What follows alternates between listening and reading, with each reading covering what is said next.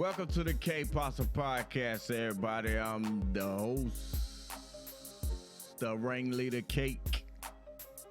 And I'm the all-time assist leader, Action Pack. And we have a lot to talk about this week, so right now we're going to get right into it. This week, we bringing to y'all Carolyn Bryant. And the question I want to ask y'all today is, should she be held accountable for the kidnapping, I'm going to just say kidnapping, of Emmett Till? Yes. But I want all y'all to comment on what y'all think about the situation. Okay. Emmett Till was killed in 1955. And a horrible killing. I'm sure most people already know the story about Emmett Till. Yeah. He was 14 years old, and he went to Mississippi on a summer vacation. Yeah, to visit his grandfather. He'll come from Chicago? Yeah, he was from Chicago, and he went to Mississippi on like a summer vacation. And he never returned, He never returned back to Chicago. alive. He never returned back alive. He was killed on August the 23rd in Mississippi by two men. The two men, Roy Bryant and J.W. Milan. I'm saying it right? Milan. He went to court.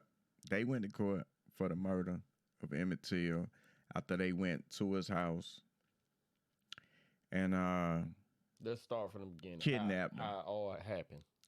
Well, okay, let's go back. Let's take it back. Bryant, he owned a mini mart, right? Yeah. Like a convenience store? Yeah, a little convenience store. In Mississippi. Mm-hmm. And Emmett and his cousins, they went to the store to buy some candy. Yeah. Well, I don't know what they went to buy, but I know they was at the Well, his store. cousin said they went to get some candy. According to his cousin, they did an interview with 60 Minutes in 2004. His cousin said they went there buy some candy. And his cousin also says he was there and Emmett did whistle at Carolyn Bryant. Yeah. Carolyn left the cash register and went to retrieve a weapon, a gun. So they left. A couple days later, her husband, Roy Bryant, went to his grandfather's house where Emmett was sleeping with his brother-in-law. Oh, no, his half-brother. Right? His brother, her half-brother. Right? No. I might be His wrong. half-brother. Right? Yeah. Roy, J.W. Okay. So, they say J.W. had a .45 gun. And they went in the house and kidnapped Emmett at gunpoint. When they got Emmett on the porch, they walked him to the truck, or they stopped on the porch or halfway. They asked a woman sitting inside the vehicle, is this the guy? Yeah. They probably said the N-word or whatever. Yeah. They probably didn't say it in a nice way. They probably said it in a racist way. I'm just guessing, thinking about how times were. And she responded, yes, that's the guy. That's him. The question is, should she be held accountable for going to his house? Yep. It's like, to me, somebody rob a bank and the driver sit in the car. But when all of them get caught, the driver, they don't say, oh, you can go free. Yeah. They arrest the driver and he gets time as well. Get them all. So the question is, they came up with a warrant. They didn't come up with a warrant. They recently discovered a warrant that was written years ago, and it was arrest warrant for Carolyn for kidnapping. Yeah. Because she went in the warrant with Roy and JW. Not for the murder, but for the kidnapping. But she was never arrested. So now that this new piece of evidence has been discovered, and it was pictures on when 60 Minutes did the interview back in 2004. It was pictures taken of the warrant. So they already knew the warrant existed. Yeah. So, but now I guess they found the warrant in a drawer or something. But now they want her arrested. But what I can't understand is if they had the warrant back in 2004 or knew the warrant existed for kidnapping and they knew where Caroline lived at, why didn't they arrest her before now? Why didn't they arrest her back then in 2004 when they showed it on 60 Minutes? And what they going to do about it now? Why is it that every time this warrant comes up, it gets swept under the rug? That's the question. And now Carolyn is 88 years old, and she lives in Raleigh, North Carolina. Yeah, Raleigh, North Carolina. And I've been seeing on the news that they trying to get her expedited and arrested so she can be held accountable for this warrant that's just been sitting there. And it's been popping up on the news that some lawyers or whatever they saying is the warrant is no good, and I don't see that being possible. I don't understand how that works because they should give her another. Is it the statute of limitations or what? Because see, the other dudes they got off because of double jeopardy, so you couldn't bring it back up with them. But with her never going to court and for the warrant and everything, it should be fresh for her. She should be able to have to go to court again. This thing need to be brought up all again. Yeah, that's another point that we need to clarify because so since she never caught that, they went to trial for the murder of Emmett Till. They were found not guilty by their peers, and they said that if the jury found that they were guilty, their forefathers would be rolling over in their graves if they found them all white. All white jury. All white jury. So maybe like 4 or 5 months later, they did an interview, and they were paid $4,000 for the interview. The two alleged killers, and they said that they did kill Emmett Till because they were tired of Chicago people coming down south causing trouble. Well, up north people all together. Everybody all together coming down south. So I don't think it's no doubt that they did kill Emmett because they admitted to killing him. They lived their lives because of the double jeopardy rule. They lived their lives able to live a normal life because of the double jeopardy rule. So they were more or less saying, yeah, we did kill him. So we couldn't say that in court, but now that it's over, like what you gonna do about it? Ain't nobody gonna do nothing about it. So some type of way, Carolyn, she ain't never got through her trial. Her and her husband ended up getting a divorce. Yeah. A few years later, and she has since remarried and moved a few times. So whatever the reason was, she could not stay with her husband. So I'm thinking maybe this Emmett Till or living with a murderer or can't sleep at night, conscience burning you up. It did something to her and made her wanted to move on from her husband, which was Roy Bryant. Okay.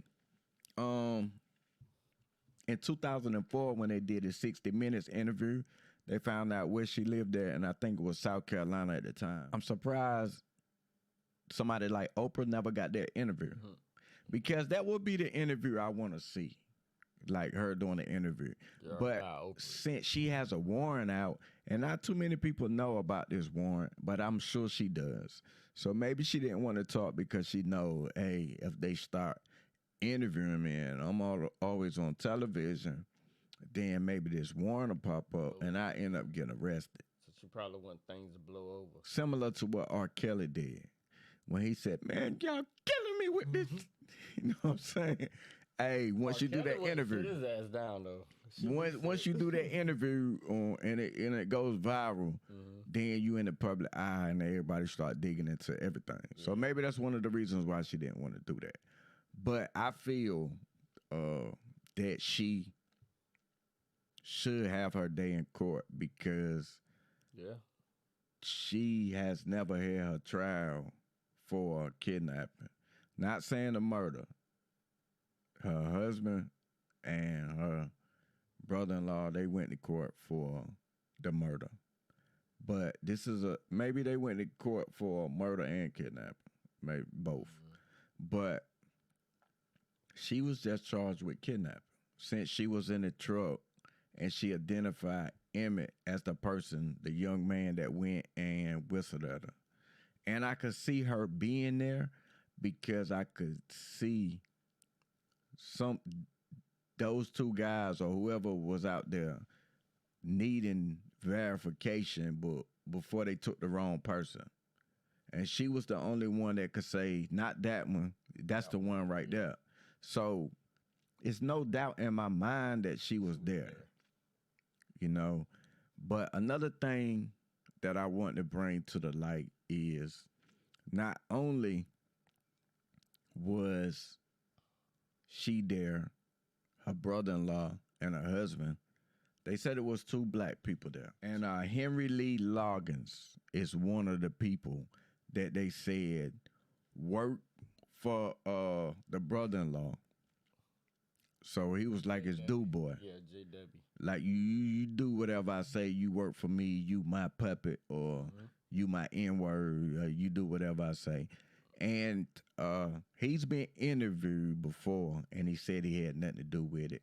But the day they had the trial in Sumner Trail Court, that's in Mississippi, Sumner Trail Court, the witness named Henry Lee Loggins as one of the people that was involved in the kidnapping, and he is a black man. So, how do y'all feel about that? How do you feel about a black man being involved with the... And they also said that Henry Lee was the person that tied a fan around Emmett Till's neck. The one that went and got the fan and everything. So they can throw him in the river and dispose of the body. And I'm sure most people have seen the videos of Emmett Till, how bad he was disfigured, dismembered. And his mother did an interview saying that he only had 2 teeth left in his mouth, and he had like the prettiest teeth she had ever seen. And when they found him, he had a fan around his neck. And Henry Lee, they say, allegedly, was the one who tied the fan around Emmett's neck. And it had to be hard for the witnesses to actually get up and say, in a state like Mississippi, a black person to say, point out white men after they did something terrible like they did to Emmett Till, to point out the killers, alleged killers of him in a court of law. So shout out to them for being brave enough to say, I saw these people do it. The people that they say. Yeah, because they could have turned the other cheek and say I didn't see anything, but we got a clip of some of that story. One dude that worked for JW that ended up finally coming out talking about what he heard when they was killing Emmett Till and beating him up. And when JW went to the guy, he was like, hey, have you heard anything? And what he say? Nope, I ain't heard nothing.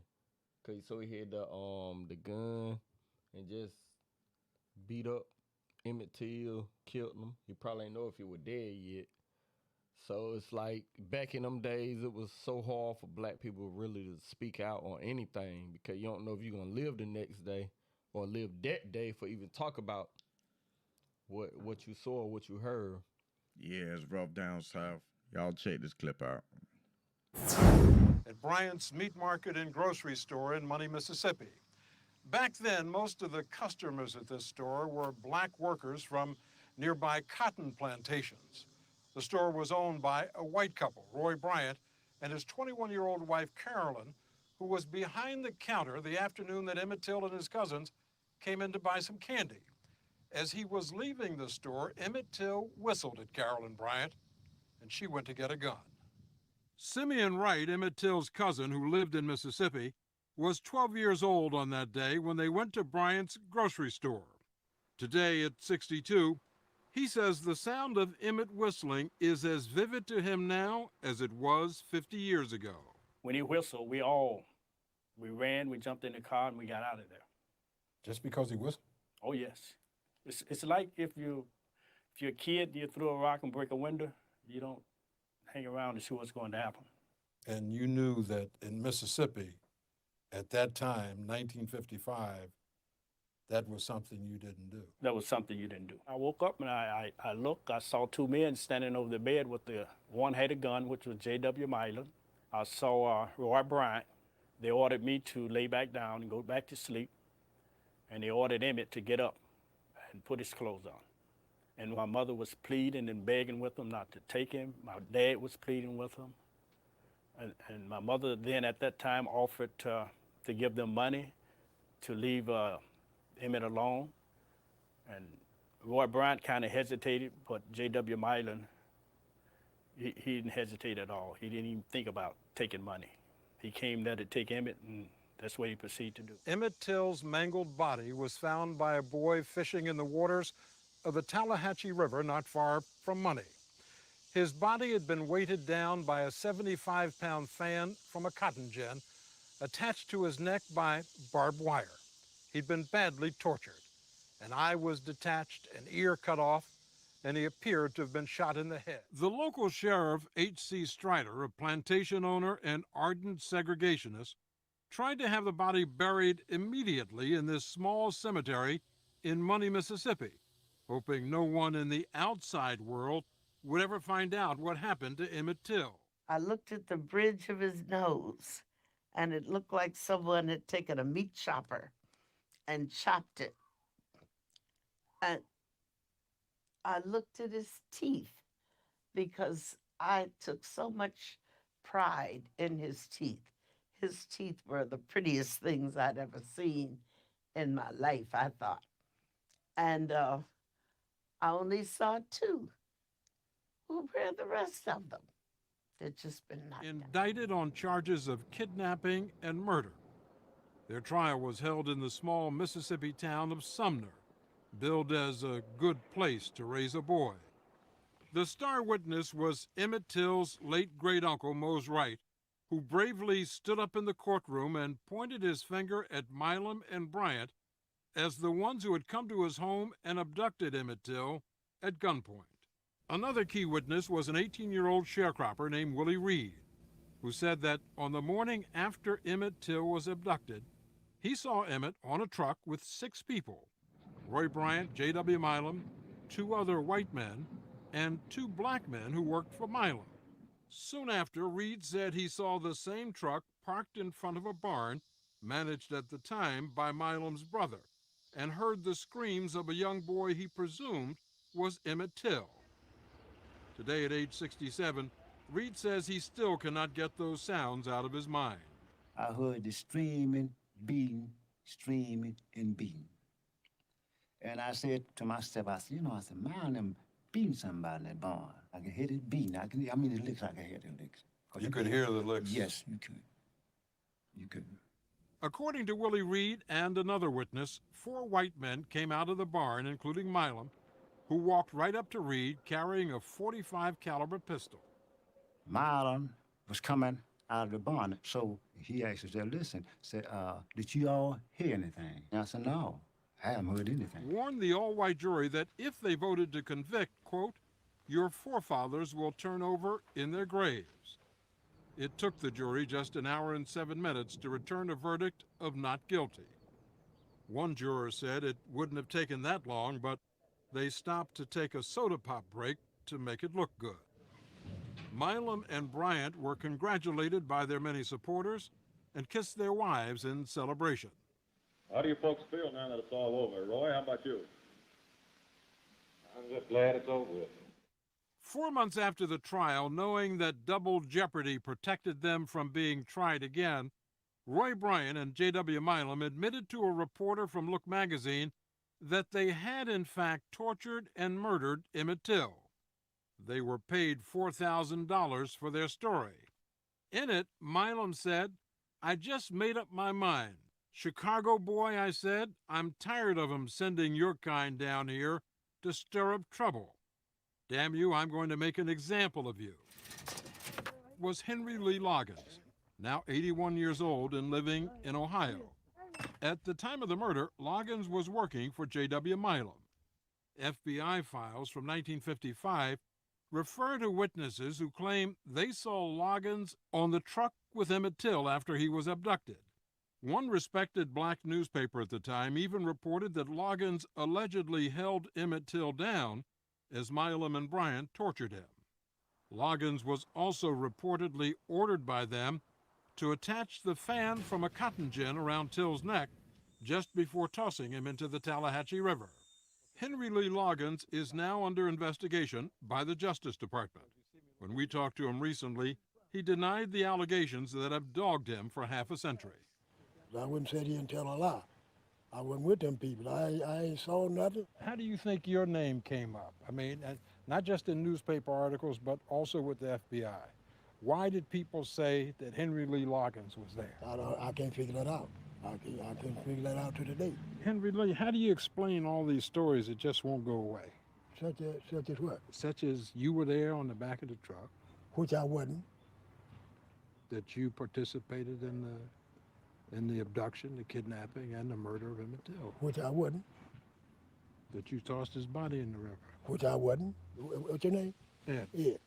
Mr. Ed, I wouldn't sit here and tell you no lie. I don't know nothing about that case. What are you going to do when the FBI comes knocking on I'll the tell door? them the same thing, that I wasn't there.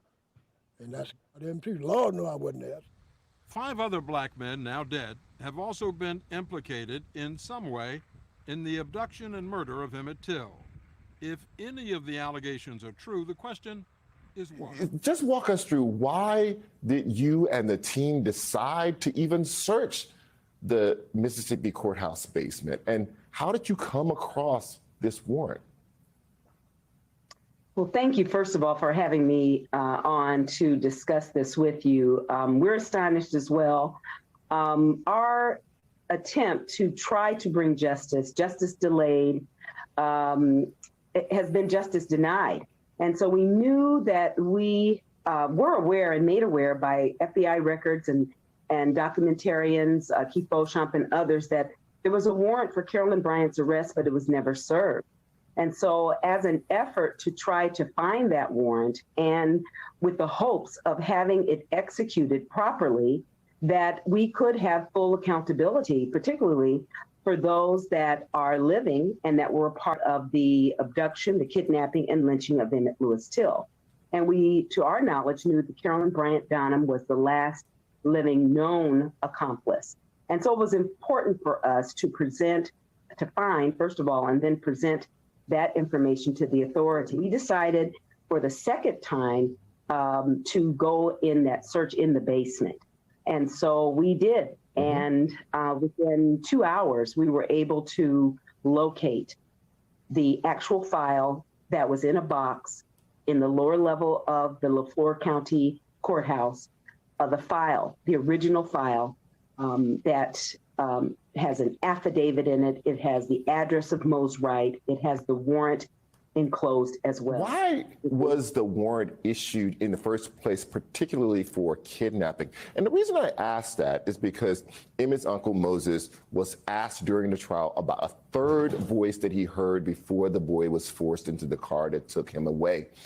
This is from the transcript of that trial. This is the uncle. He says they, meaning the two men who were actually charged with the murder, asked if this was the boy, and someone said yes. And the question after that was that a man's voice or a lady's voice you heard? And the uncle then says, it seems like it was a lighter voice than a man's. Is the implication here that Dunham herself was being charged with being the third person in the car that night that took Emmett Till from that house? Absolutely. The warrant for her arrest, because first the abduction had to occur, the kidnapping had to occur. And on that actual warrant, you see the name of J.W. Milam and Roy Bryant and Mrs. Roy Bryant. Oh, man.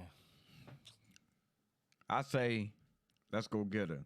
Let's go get her and bring her to justice and see what she got to say. If nothing else, she lived most of her life as being a free woman. That's the only thing I don't like. She done lived all her life, basically. But we might still squeeze something out of her. Yeah, give her 24 months. Give her something. Give her 60 months or something. Let her at least feel what it's like. All right, justice for Emmett Till. Take a young man's life. Something need to happen. Yeah, something need to happen. We still trying to get some type of justice for Emmett Till. All right, next on the list we got for this week, Robert Crimo. How you say it? Crimo? I don't know if it's Crimo or Crimo. Okay, he's a criminal. Yeah. Whichever way you want to pronounce his name. Criminal. All right, this guy was at the on the 4th of July. I try to wear my red, white, and blue because we missed the 4th. Yeah. And, shout out to the 4th. I know we don't celebrate the 4th because of the 4th reasons, but we call it Cookout Day. Yeah. Shout out to Cookout Day. There's a lot of bad things that happened during the 4th for that we some ain't gonna talk about during this episode, but some people that do celebrate the 4th of July, they were at a parade in Chicago or right outside of the city of Chicago. And this Highland Park. This dummy, this crazy man was on the roof shooting at little kids, old people, children, men, just anybody he could kill, and he ended up killing 7 people? Killed 7 people at a parade. 6 died. 7 people are dead now. 7 dead now. Okay. I know 30 hurt, 30 injured. So we at a point now. Days later where people are still dying because it was 6 at first. Right. And they said another person just died like days later. So at a place that I would go and take my children just to pick up some candy on the street, just to see the floats, just to enjoy yourself, see the big trucks, and just to have a good time. Fire trucks, everything. Like my son always talk about fire trucks. Yeah, I mean, a place that he knew kids were going to be. Yeah. A terrorist, a domestic terrorist, Robert Crimo. The third. If I'm saying it correctly. He had he shot Crimo, off. But I'm going to call him Crimo. He shot off Crimo. 70 rounds from an AR-15 into crowds of people. And they said that he had like 5 different weapons. But the weapons that the weapon that he used was a AR-15. He shot off 70 people, 70 rounds, injured 30 people. Highland Park, Chicago shooter. Stuff ain't making no sense, man. And it's being brought up a lot about mental health issues. People that because at this particular topic. I think the person was reported for having like some mental health issues before this. And I was going to talk about it this week, about the mental health in relation to this crime. But I really don't even want to get into that because that could go somewhere totally like way too far with mental health. But if anybody in the comments want to type down what they feel about mental health involving this particular case, I want y'all to type it down there. What y'all think about his situation? Should somebody have been alerted? Where did he get the guns? Yeah. I see more and more young people, like the Texas shooter. Yeah, easily getting guns. This guy easily getting AR. It's the same type or what, but it should be more guidelines for getting guns. AR-15s, all of them seem like they had the same weapon. Like it's the weapon of choice. Yeah. I feel like if it was some of these guns cost upwards of $2,000. Yeah. So I feel like if it was a certain type of person, they would call the police and say, "Hey, we have this certain type of person in here trying to buy expensive weapons." I don't got no felonies. They call the CIA when I try to purchase them. Where did he get the money to purchase this weapon? Yeah. Is the money stolen? Is he going to commit a crime with this weapon? I think somebody from the sheriff's department need to come down here. We have them in our gun store right now. We have them on camera. Yeah. They'll say, just hold them till we get there. We investigate. Beat around the bush like it's taking a certain amount of time, and we'll be there in a minute. Versus other people go there and have a nice day. Here's the gun. Give me the money. Here's the gun. Have a nice day. So I think it's a double standard when it comes to people going to get the guns. It's totally different from your nationality. I'm telling you. It's supposed to be equal. Supposed to be equal, but it's a difference when you go in there to actually purchase the weapon. I mean, when it comes to stereotyping. Yeah. So I'm not going to say most people are the color are the ones that's doing this type of crime, or because black on black crime is people getting killed every day. Yeah. So I would be like a hypocrite to stand up here and say that white people, they the ones going and shooting up the schools and shooting up the parades and stuff. They just the ones that could get the good guns. It's a people are people. Whether you do a drive-by at a different place, or you do it at a school, people are people. Yeah. So if it's 10 people getting shot in the city that are black, or a white person shoots 10 people all at once, it's still 10 people. So I don't want to be the hypocrite that says it's the white people doing it, because black people, they commit mass shootings every day too. We just don't call them mass shootings. But a black person, they do it too. They shoot 4 people at once. If you shoot 4 people at once, that's a mass shooting. So I'm going to leave that alone this week. But for those who haven't heard the shooting that happened at the parade, y'all check this clip out. Talking about a mass shooting. It's happened again. So it was a grocery store in Buffalo, an elementary school in Texas, a hospital in Tulsa, and now we are talking about a 4th of July parade in the heartland where families were gathered to celebrate the 4th of July when shots rang out from a rooftop, sent families scrambling, running literally for their lives. What we do know now from police is that they have someone in custody, a person they say is in connection with this attack, a 22-year-old young man who they say caused the terror, again, on a 4th of July at a parade where families were gathered. Dr. Ashton here alongside me. We'll be talking to Dr. Ashton, checking in with you. There's medical headlines, of course, always connected to stories like this that unfortunately we seem to be talking about too often. Absolutely. Amy Robach off today. She'll be back with us tomorrow, but we do want to go ahead and check in with our Alex Perez. He is standing by. He is in Highland Park for us with the very latest. Certainly a different scene behind you from the one we've seen play out in some of these videos. Incredible images and incredible sounds to hear those shots repeated at a 4th of July parade. Hello to you, Alex. Yeah, absolutely. TJ, shock and disbelief is how a lot of people here are feeling. It's how they describe what happened here. Now, authorities are actually still on the scene, processing evidence, securing this scene. They have in custody a person of interest, that's 22-year-old Robert Primo, and we'll get to more on him in just a second. But Let me just walk you through how things unfolded here yesterday. This parade had just started when authorities say a gunman on top a rooftop, a building nearby here on the parade route, opened fire.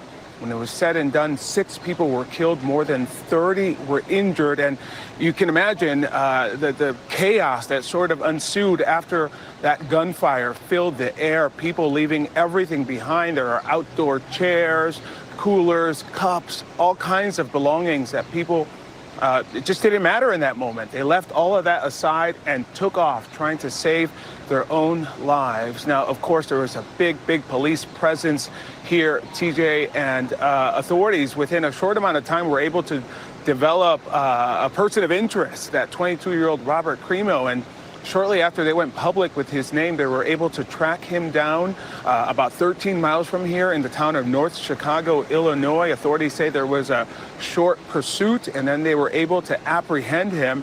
And right now at this point, authorities say as they process evidence, one of the key things they're looking at is his online footprint. They say he had a number of social media platforms, and on those platforms, according to authorities, they see depicted acts of violence, mass shootings, and other things that really are raising a lot of flags. So authorities are looking through all of that as they try to pinpoint a motive in this case, TJ. But most of the parade route here looks like it's frozen in time. All those things that people left here still here on the scene. And I've seen people come here and they're sort of just staring and gazing into the middle of the street. And I've asked, what's going through your mind? And everybody sort of says the same thing. How could this happen here?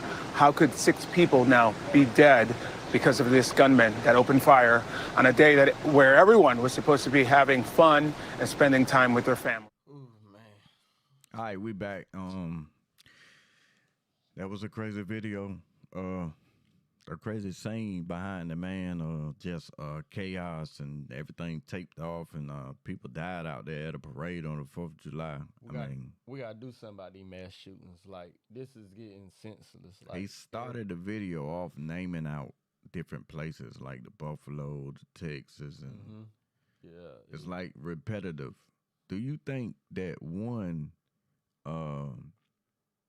is like for every shooter? And somebody that's thinking about doing a shooting, when they hear about something like this, it gives them the push to do it, a new one themselves. Yeah. Like, okay, this guy did it. Trying to see that can I up this one? Yeah, can I do something like if it's something that was never heard of before, maybe people wouldn't be doing it. But when you hear it all the time, you think, okay, this is the way to take out my anger. Like, in this way. This is the way people take out their anger. They go to the store, they get an AR-15, and they kill people. This is the new way. And then when they see other people get off, they're like, oh, well, I could just do this and probably get off. Like, well, I ain't saying they getting off. Yeah, I'm saying like the first few shootings where they like, buy you McDonald's and all this stuff.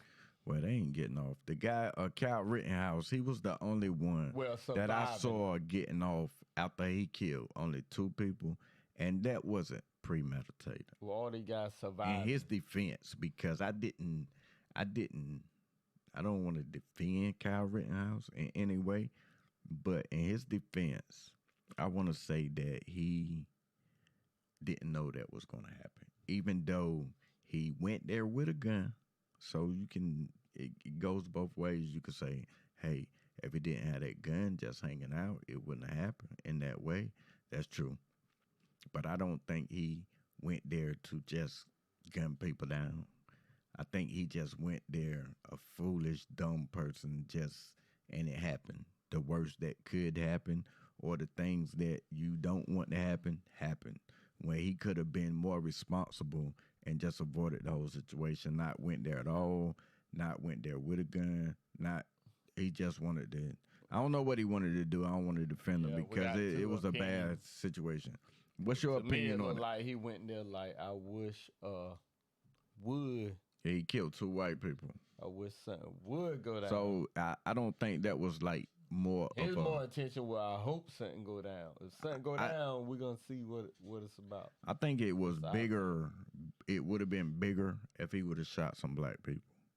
I think it would have been bigger, like far as like when it comes to people are people, but like when it comes to people marching and people Like I riding, said, I think if he had shot two black people, they would have tore the whole city up. But when he killed two white people, they say, okay, he was wrong, but he wasn't targeting. I don't think Kyle Rittenhouse was actually targeting people. That's what I'm trying to say. I'm beating around the bush with what I'm trying to say, but he was totally wrong with what he did, but I don't think his intentions was to target people like this situation or like the school shooting situation or like the Buffalo shooting situation. That's what separates the two in my mind, is that he didn't go there targeting people. Like you said, he probably went there like, I wish I would, but I'm not targeting people. If everything goes smooth, it goes smooth. You get a pass. But the first person act up gonna catch these bullets. You know what I'm saying? Like that mentality. He went there on a negative mentality though, even just to walk up on the. Yeah, he should have got some kind of charge in my book. They shouldn't have let him free. So, I mean, yeah. But that's the Chicago shooting. Yeah. Terrible that's happened this week, and we cover everything that's happening in the week. Write down in the comments what you feel about what happened in Chicago at the parade on the 4th of July. And, please comment, because we want to know how y'all feel about these topics that we're bringing up. Yeah. And subscribe to the channel. We trying to make 100 subscribers. We almost at 100 subscribers. And even if you don't watch the whole show, hit the like button. Just show some support. Next and final, we had to bring it to y'all this week. We couldn't do this episode, without talking about how the police shot down somebody after they was on the ground, laying on the ground, had already been shot about 30 times, and they continuously shot this person at least 30 more times after they weren't moving. Black, unarmed, another unarmed person get shot in Akron, Ohio. This is something that Jalen Walker. This is something that keeps happening, and we want to. Yeah. I'm not saying that this one is a difficult situation because. Why is it difficult? Because I could see different point of views, but what's a different point of view? Shots is like unnecessary. Overkill. Yeah, over this. So that's why.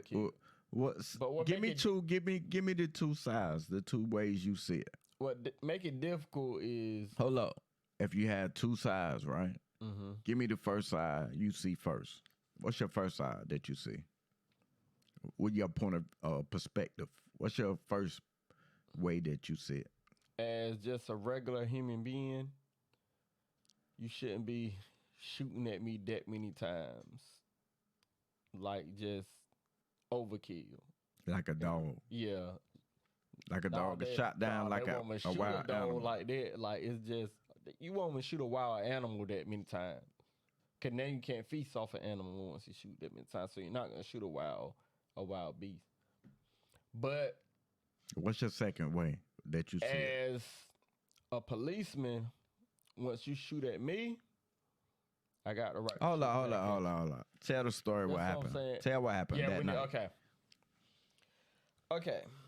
We got Jalen Walker. Yeah, fill us in what happened that night. 25-year-old. He never had a ticket before. Nothing but a ticket. Well, never no serious charge before. Yeah, other than he had tickets. Yeah, traffic violation. Normal. No felony charges. No anything. Okay. So it's a simple. What they were gonna pull him over for a traffic stop. He was in Akron, Ohio, where LeBron is from. Yeah. So I heard he was guess, door dashing or something, like delivering food. Is that what he that's did? what he doing. I ain't understand Allegedly, exactly some why people say he was out that time of the night because that's what he do, deliver food. I don't know, but yeah, okay. But So we're gonna paint a picture of him. Yeah. He's out late at night, right? There's not that many cars on the highway. Yeah. They try to stop him for a traffic violation. Let's just say it could be anything. Yeah. Cover. Light out, your I've been signals, you might be stopped door before dashing, because I had a cover over my license plate. Yeah. So they call that like something that you get stopped they for. can't see your license plate. Yeah, but they really can. You gotta have that light on. They really can see it, but it's a reason they can stop. Call. Yeah, probable cause. They got a whole bunch of causes that. Yeah, probable cause is what they call probable cause. Okay, so it could have been a tail light. Could be intent. Could have been intent. Could have been a signal light. Yeah. Well, tent at nighttime, maybe, but probably was a cover over the license plate or light. Yeah. More than anything lights. Okay, so You signal. might turn without signaling. Yeah, could have been that. So Maybe they thought your signal were out. all right, so so he riding down the street. The police get behind him. He doesn't stop. Yeah. Okay, now let's go to the reasons why you think he didn't stop. What could be the reasons? A person with no warrants. Let's just say he had valid everything except for whatever they stopping him for, like lights or could have been insurance. You think it was insurance?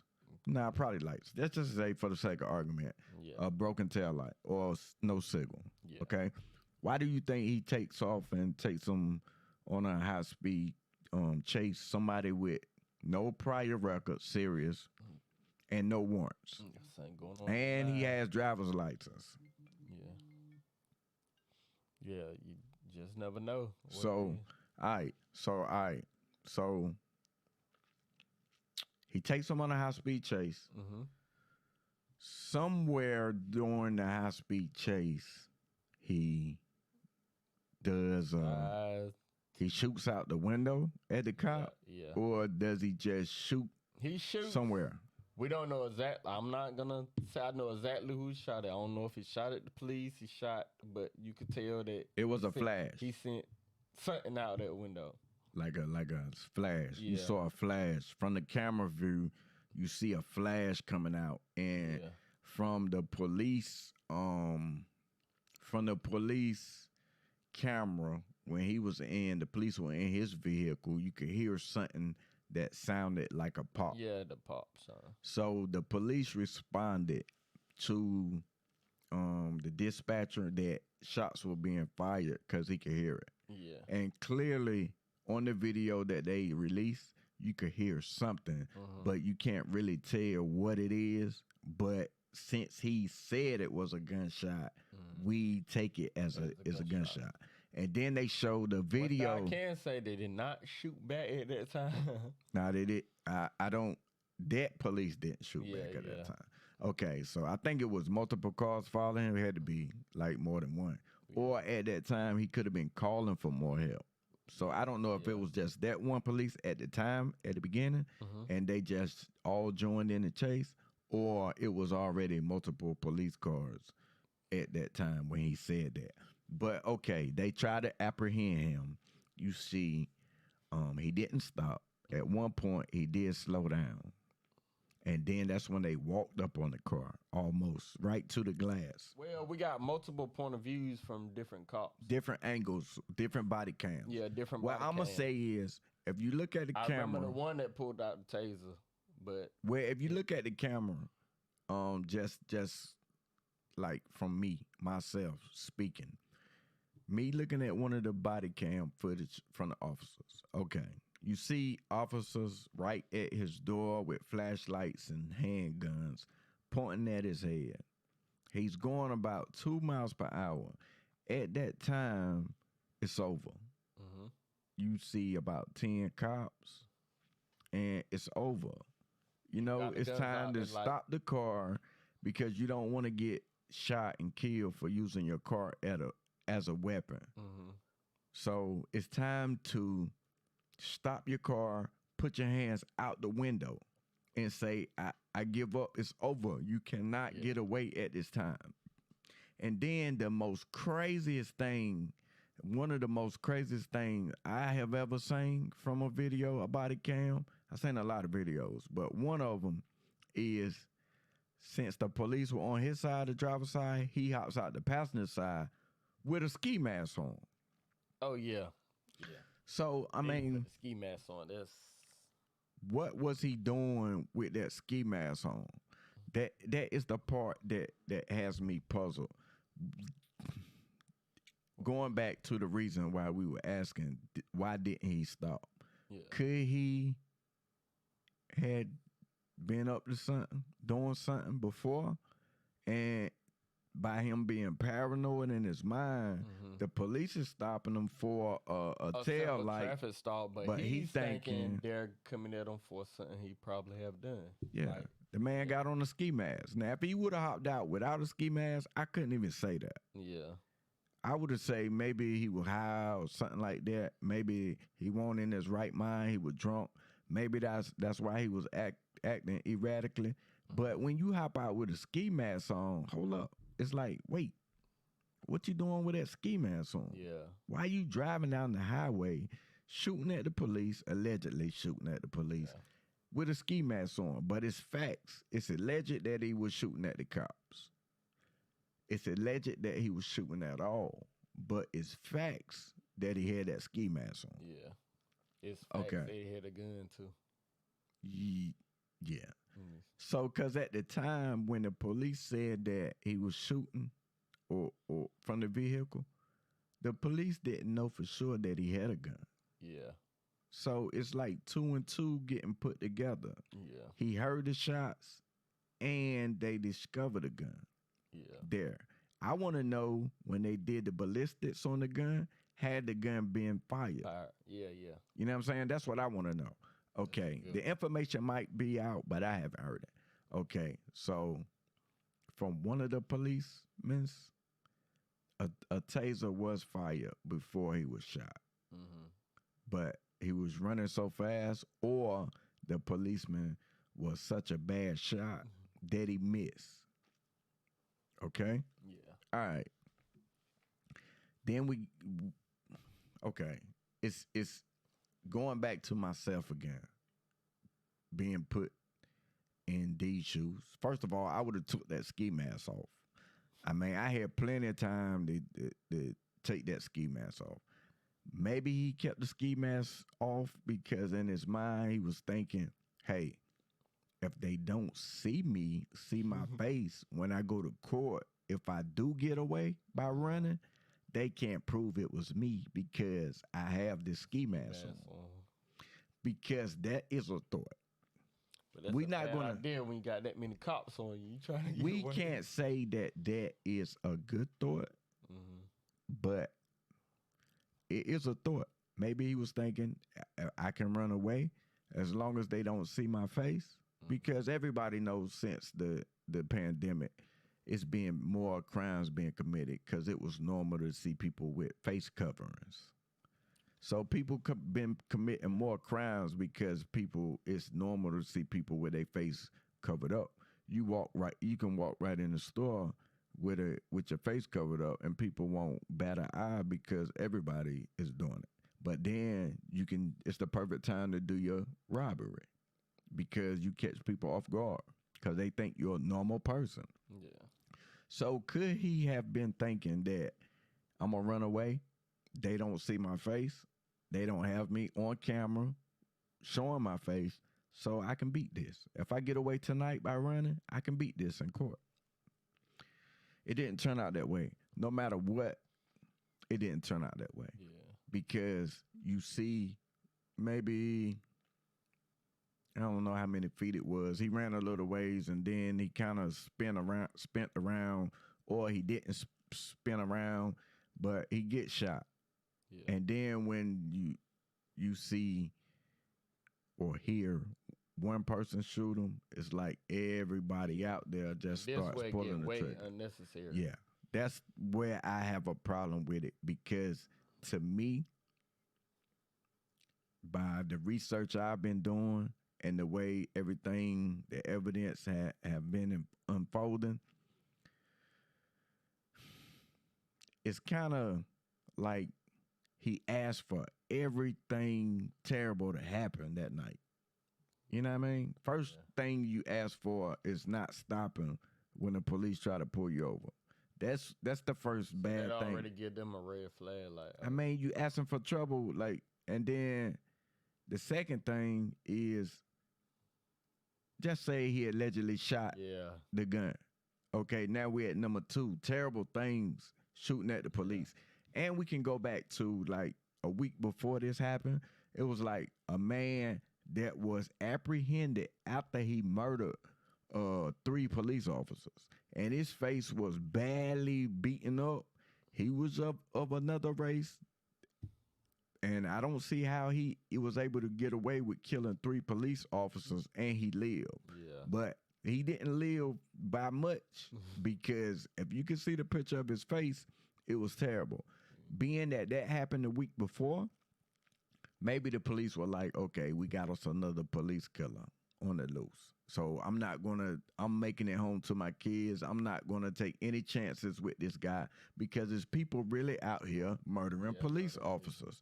And just like I just said a moment ago, when one person does something, you have like copycats of the same crime. Because that guy was out here murdering the policeman, could it be in a human being's head that, okay, we got another one? I'm going out here and I'm going to kill some. You get a lot of copycat killers and everything. Yeah, so, I mean, maybe the police thought this was a copycat killer. So they won't take no chances. And he was running. They already saw that he had a gun because he was shooting out the window. So it was dark. Even when he was running, they gave him a lot of chances. Like, yo, get down, put your hands up. All that time he was running, they did give him a lot of chances to do something. Yeah, and people tearing up the city on this one. And somebody asked me how did I feel about this situation? And I wanted to talk about it on here. And with this situation, it's not like the police went into someone's house or the wrong person's house to make an arrest and they kill somebody. It's not like somebody was asleep in their house and they grabbed a gun and the police murdered them. It's not like the person is already in handcuffs on the ground and they have their knee on their neck and they kill them. To me, it's not like it's a child playing with a water gun and the police pull up and kill them. This is a person that didn't stop from the police, took him on a high-speed chase, shot out the window, shot at him, hopped out the car with a ski mask on. And it just hit me a little bit different until I saw the end of the video. Yeah. And I saw them shoot that man down in the street like a dog 1,000 times. And everybody knows it doesn't take 20 shots, 30 shots, 60 shots to kill a man. Over 90 shots and 60 hit him. Could have been 100 shots that sent at him. You shoot at a man 100 times, and you sitting out there looking at the man fall down, but you still pulling the trigger. Yeah. You know the man is shot 30, 40, 50 times, 60 times at the end. You know the man, you can tell when a person been shot 10 times. He's not going to do anything. At this time that everybody is pulling the trigger, no one sees a gun. No one sees a weapon. You just pulling the trigger because your friend's pulling the trigger. You just pulling the trigger because you feel like it's the right thing to do to exterminate a person. But at no point in time does anyone see a weapon. Yeah. That's the part that got me. Not saying that he made it. He helped it get to this point. Yeah. You know what I'm saying? But I'm not saying way unnecessary to shoot somebody that many times. It's unnecessary to execute a man in the middle of the street, with malice, aggravated, the way that they did to that man. Even when he was down, they just kept shooting him and shooting him. Once he hit the ground, it was no humanity. unarmed black person treated like a dog. That's the part that got me, that hurt me the most about this story. And the reason why I wanted to cover this story, because I had to say that part. Even though I do see what led up to him actually getting shot, because if you ask me, I feel like he was asking to get shot by the police, because we all teach each other, especially black people, how to survive when you get into, when those blue lights come on. We each one teach one how to survive when being pulled over by the cops. And being that you're 25 years old, I would think that you would know the do's and don'ts of dealing with the policeman. The popo, the 12. But when I see you get treated like a dog in the street, or animal, and brutally shot 60 times, that's when I got a problem with it. He had chances to surrender, a lot of chances to surrender. He could have stopped, put his hands, rolled down the window, put his hands out the window, and maybe they could have killed him after that. I don't know. But if you want to survive, I think you need to try to survive. Do not do that. Do not do anything that he did. For the children or the young people watching this video, if you want to survive dealing with the police late at night, don't have a ski mask on. Don't have a gun. Don't run from the police in the car. Do not shoot out the window at the police or anybody for that matter when the police falling down behind you, no matter what. And then when they just follow the rules. Like when they say get on the ground and you know you're outnumbered, there's nowhere to go, just get on the ground. It's a time you got to know when to hold them. You got to know when to fold them. Okay. Next thing I want to talk about, what they found in the seat. Oh, yeah. Well, they found the gun, but they also found his engagement ring.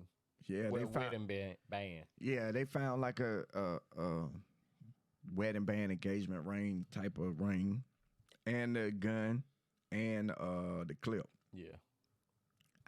From the way they took the picture in the seat, I don't know where the gun was at when they found it, or did they place it in the seat, or when he got up, was it already in the seat with the wedding band? But from me doing my research, I found that his fiance had recently died. So with that being said, I'm wondering, was this a suicide mission? Was he so emotionally distressed that he didn't want to kill himself, so he opted for suicide by police?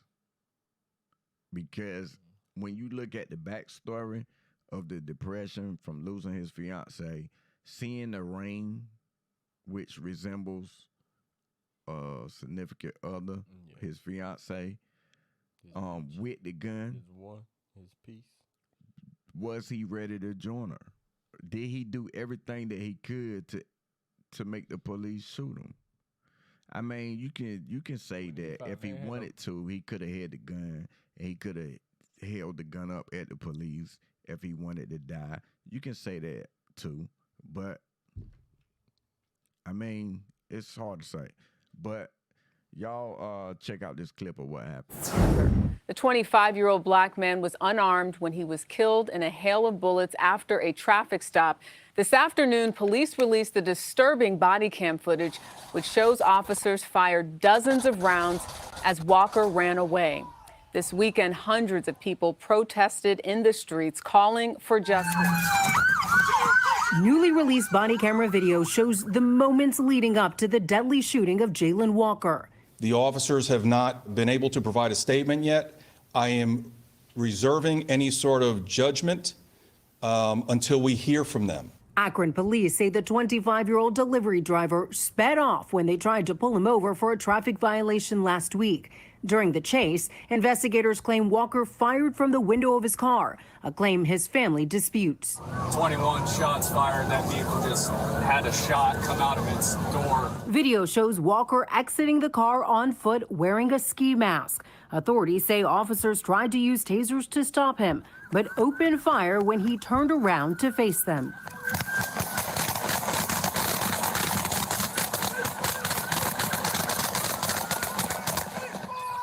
Investigators say Walker was hit dozens of times. The ME's report indicates over 60 wounds to Mr. Walker's body. Walker never fired a shot during the foot chase, but officers say they found a gun and a loaded magazine in his car. Jalen was a sweet young man. He never caused any trouble. Hundreds of demonstrators have gathered in Akron this weekend to protest. Akron native and NBA icon LeBron James tweeted out, "I pray for my city today." Walker's family and city leaders are urging protesters to remain peaceful. Well, that was hard to watch because those 60 shots, over 60 shots, well, 90 shots, 60 hits to the body. Shots, we couldn't injure some shots. I don't know. I feel like if it was I feel like different people feel different way about this situation because LeBron, he usually throws jabs, and he ain't even throw no jabs, and it's his city. So he just say, I pray for my city. But he didn't throw no shots because how can you throw shots when the man was doing everything? Once he started running in the dark, it was kind of hard to give up at that point because they already think you have a gun. Even if he never would have swung around and put his hands up, it was kind of hard to give up because any kind of move, I think somebody would have shot him. Like, not unless you just fall on the ground and don't move or just start slowing down with your hands up. He would had it. It was a slim chance for him being a black person running away after they thinking you done started shooting at them earlier. But getting back to the wedding band, the lady just said they found a gun and a loaded magazine. She did not say they found a loaded gun. She said they found a gun and a loaded magazine. And they showed the picture of the gun and the loaded magazine, not a picture of a loaded gun. The family said they dispute the fact that he was shooting. They said they found a loaded magazine, not a loaded gun. So I don't know about this one. I had to look back at the picture. Let's see if it did it already. I don't know. It already had a clip in it loaded. I had to see. It didn't look like it had a clip in it. It looked like he could have took the clip out. But if he would have taken the clip out, why didn't he take that ski mask off? If he riding around taking clips out of guns, why you don't also take the ski mask off? I don't know about this one. But we definitely gonna hear more about this story as things unfold about this. And could they the family receive some type of settlement in this situation? Because if they wouldn't have shot him so many times, I think the settlement wouldn't be as large as it could be. Yeah, I think that would be them that many times. Yeah, they gave him no chance of survival. Once they start shooting him a 1,000 times like that, you get a man no chance. So it's like execution. So if a settlement is going to be involved, I think that's going to be your argument. Like, why did you shoot my child, my nephew, my cousin 100 times out there in the street like a dog? Yeah. Not anything other than that. But that's how I take on that for the week. Yeah. So We want to leave y'all on a lighter note with just some things that's going on in the week. We ain't gonna really talk about it. We're gonna talk about Miles Bridges, though. What happened with him? Because I want to get some people take on what happened with Miles Bridges, the basketball player that played for the Charlotte Hornets. I was gonna talk about Miles Bridges this week, but what he got going on.